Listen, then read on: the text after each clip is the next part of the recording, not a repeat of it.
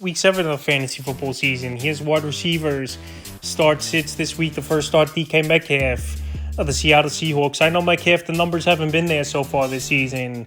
Him and Geno Smith not on the same page. We even saw Metcalf on a route in last week's game where he just pretty much threw his arms up and said forget about it. But right now, good matchup coming up versus the Arizona Cardinals, one of the worst secondaries in the league, and we see weekly a wide receiver go out there and have a big game versus Cardinal team. So right now, Geno and Metcalf got to get back on the same page like they did last season, and Metcalf only 2 touchdowns so far in the first 6 weeks of the season. But this week here, I think he gets back on track and has a good one. The next star, Puka Nacua of the Los Angeles Rams. And Nacua this season, he was great so far. Bit of a off game, only 6.60 fantasy points for Nacua. Obviously, Cooper Kupp's back in the lineup. He's going to take targets and catches away, obviously, from Puka Nacua, but is a number 2 wide receiver, slot option in the matchup versus the Pittsburgh Steelers that give up the 6th most fantasy points to wide receivers on the season. I think Puka Nacua turns it around. I know a lot of people are down on him after one bad ball game, even though he did drop a touchdown, which would have had another 14, 15-point fantasy day if he caught that ball. So right now, Puka Nacua with a good matchup, and Matthew Stafford still having a lot of faith in him. And I know Cooper Kupp's going to take numbers away from him, but he's still a solid number 2 flex option, I believe, the remainder of the season. Next starts Jalen Waddle of the Miami Dolphins. So Waddle had his best game of the season with 18 fantasy points in last week's game. And now a matchup at the Philadelphia Eagles, which could be a huge shootout on Sunday Night Football between the Dolphins and this Philly team. So right now, Jalen Waddle, one of the better receivers in the league. I know so far this season the numbers haven't been there, but like I said, the last 2 games have been his best 2 games of the season. So this week here in a pretty beatable secondary of the Philadelphia Eagles, I think Jalen Waddle could go out there with single coverage, put up another good ball game, and it wouldn't be surprising to me if he finds the end zone in this one. The next start, Chris Godwin of the Tampa Bay Buccaneers. So Chris Godwin, I know his numbers were better with Tom Brady over the last few seasons, but now him and Baker Mayfield might be up to something and getting things going on the same page now. Chris Godwin, one of his better games in last week's game with the Lions in Week 6, where he had 6 catches, 77 yards. And this week here versus a beatable Atlanta secondary, even though their defense has definitely played well this season, giving up the 5th least amount of fantasy points to wide receivers on the season. I still think Chris Godwin's one of the better possession receivers in the league. Like I said, him and Baker Mayfield are getting on the same page. And let's also remember, this is only the second year coming off of an ACL injury. So right now, I think Godwin's getting healthier as the weeks go on. Last season, it was surprising to me. He rushed back, and he was pretty much ready for the beginning of the year. So right now, with Godwin getting it going and Baker getting them the football a little bit more in better spots, he's a start for me. The next start, Terry McLaurin of the Washington Commanders. And I know Terry McLaurin this season hasn't been the biggest of years for Scary Terry, but this week a great matchup with the New York Giants. And I know the New York Giants played a great game and lost at the end 14-9 to the Buffalo Bills in Week 6, but this secondary still has a lot of young players. Dable had inside scoop on Josh Allen, who he was the offensive coordinator for many seasons with this Buffalo Bill team, and I think that's one of the reasons they shut down that Bill offense for the first half. So right now, Terry McLaurin, great track record versus the Giants. Mini shootout it could be at New York. And like I said, a young secondary and Sam Howell being a gunslinger and getting the ball to his wide receivers. I think McLaurin's a good start this week. The next start, Christian Watson of the Green Bay Packers. Christian Watson, he's been back for 2 weeks and now coming off a bye week. Is this Green Bay Packer team, he should be 100% off the hamstring injury. And this Denver Bronco team, we know, is one of the worst teams in the league.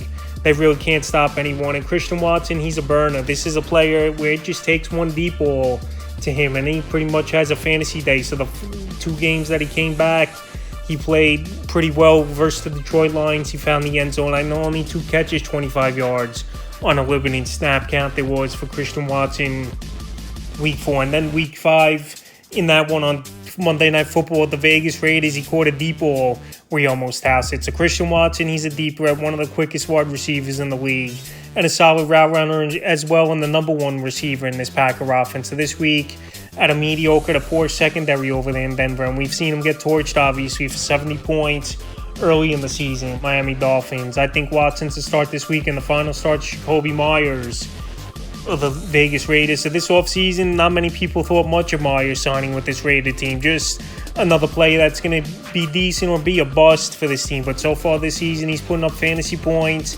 and him getting a lot of one-on-one coverage with obviously a lot of coverage role to Davante Adams, one of the better wide receivers in the league. Myers is getting one-on-one coverage. He's making the most of his opportunity.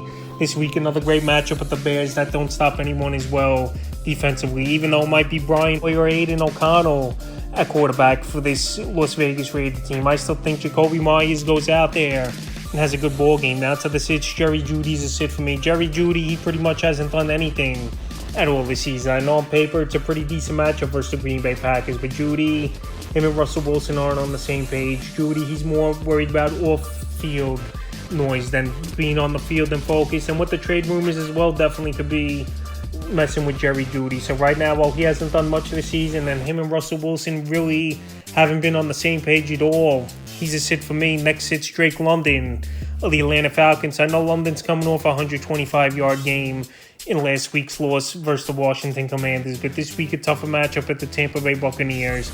Desmond Ridder's not a quarterback that I could trust that could deliver the football week in and week out to Drake London on a good pace. So right now, after coming off a big game, the pattern's usually been one good game, one bad game, and I'm going to stick with it. Tampa Bay, I know they give up over 100 yards in last week's game to Amon-Ra St. Brown, but St. Brown's a way better route runner than Drake London. He's got a way better quarterback than Drake London as well.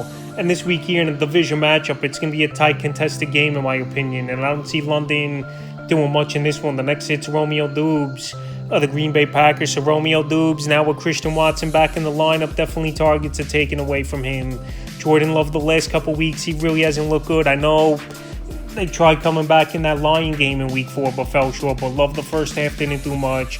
And then on Monday Night Football in week 5, he didn't do much at all, Jordan Love, at the Vegas Raiders. He was inaccurate. He was taking big hits, holding onto the football a lot. And with Watson back in the lineup, like I said, I think the numbers are going to take a hit here for Doubs. And he's a sit this week. The next sit, KJ Osborne of the Minnesota Vikings. So yes, he was one of the top waiver wire pickups going into week 6 was KJ Osborne. But he came off with a mediocre ball game with 8 fantasy points. So this week here, tough matchup versus San Francisco 49ers. I know their defense is one of the best units in the league. And Kirk Cousins, this is a big game, obviously, for the Minnesota Vikings. Now, KJ Osborne, he's the number 2 option in this offense, I know. But this Niner team, after a tough loss to the Browns, I think this defense is going to come out early and often. They're going to put hits on Kirk Cousins. And like I said, Osborne in a plus matchup at a weak Chicago Bear team. He only came out with 8 fantasy points. So this week with a tough matchup and inconsistencies, I think we're going to see from him week in and week out. He's a sit for me. The next sit, Michael Thomas of the New Orleans Saints. And Michael Thomas, pretty much his ceiling's been 12, 13 fantasy points in PPR leagues this season. So Michael Thomas, it's good to see him healthy so far the first 6 weeks of the season. But like I've said in other videos, I'm waiting for the other shoe to drop here with Michael Thomas. He's been injury prone the last 3 or 4 seasons where he's only played a handful of games and then he sits out. But so far this season, a 1-year prove-it deal, he's gone out there and played. He hasn't complained, and he just played football, which is good to hear from Michael Thomas. But this week, short week, and the numbers, like I said, 13 fantasy points is the most you're pretty much getting out of Michael Thomas, with Chris Olave being the number 1 option in the receiving game and having Kamara back in the lineup. I just don't see Thomas doing much in this one, and he's a sit. The next sit, Gabe Davis of the Buffalo Bills. I've said it for weeks. Gabe Davis was pretty much a touchdown dependable wide receiver. The only big game he really had was in week 5 versus the Jacksonville Jaguars in London. But then we saw versus a weak Giants secondary, only 3 fantasy points for Gabe Davis. And this week, I know it's a matchup with the Patriots. They're banged up, a lot of injuries, and their defense really hasn't been good this season. But Gabe Davis, if he's not scoring that touchdown this season, he's pretty much not putting up many fantasy points. So this week here, in a matchup in New England that obviously knows this Bill team, seeing them 2 times a year and playing some tough football at times versus them, I don't see Davis doing much, and he's a sit for me. In the final sits, Josh Reynolds of the Detroit Lions. And now Jameson Williams, he's been back over the last few weeks. And Williams, he did catch a nice deep ball, and he definitely stretches the field here. And as the weeks go on, they're going to work him more into the offense as Williams after being suspended the first few weeks of the season. So right now, it's a tough matchup as well with the Baltimore Ravens that are a bend but don't break type of defense as well. So with all those factors, Williams back in the line of playing good football, Amon-Ra St. Brown back in the line of playing good, and Reynolds still a solid slot guy and good rapport with Goff, no doubt about it, but tough to trust right now being the third or fourth option in the offense. So that's wide receivers, start, sits for week 7 of the fantasy football season.